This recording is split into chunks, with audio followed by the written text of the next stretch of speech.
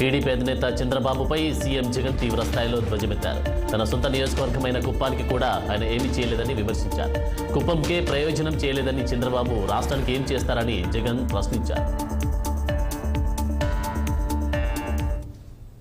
ఇదే కుప్పం నియోజకవర్గానికి 35 సంవత్సరాలుగా ఎమ్మెల్యేగా పనిచేశాడు. 14 ఏళ్లు ఈ పెద్ద మనిషి సీఎంగా కూడా పనిచేశాడు. ఇదే పెద్ద మనిషి చంద్రబాబు 3 సార్లు సీఎం అయ్యాడు. మరి 35 సంవత్సరాలలో కుప్పం బ్రాంచ్ కెనాల్ పనులు కూడా పూర్తి చేయలేకపోయాడు అనంటే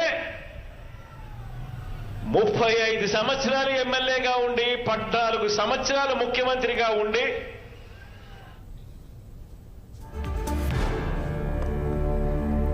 సీఎం జగన్ కుప్పం నియోజకవర్గంలో పర్యటించారు. కుప్పం బ్రాంచ్ కెనాల్ను జాతికి అంకితం చేశారు. కుప్పం ప్రజలకు తాగునీటి కష్టాలు లేకుండా చూడాలన్నదే తన లక్ష్యమని సీఎం జగన్ అన్నారు. అంతకుముందు ఆయన కృష్ణా జలాలకు ప్రత్యేక పూజలు చేశారు.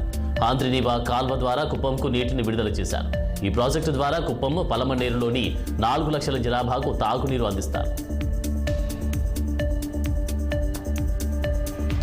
టీడీపీ అధినేత చంద్రబాబు నివాసం ముందు ఉద్రిక్తత వాతావరణం నెలకొంది. మొదటి జాబితాలో తనకు కేటాయించాలని టికెట్ కేటాయించలేదని గొల్లశంకర్ అనే వ్యక్తి పెట్రోల్ డబ్బాతో నిరసన వ్యక్తం చేశారు. గమనించిన పోలీసులు వెంటనే పెట్రోల్ డబ్బా లాక్కొని అతన్ని అదుపులోకి తీసుకున్నారు.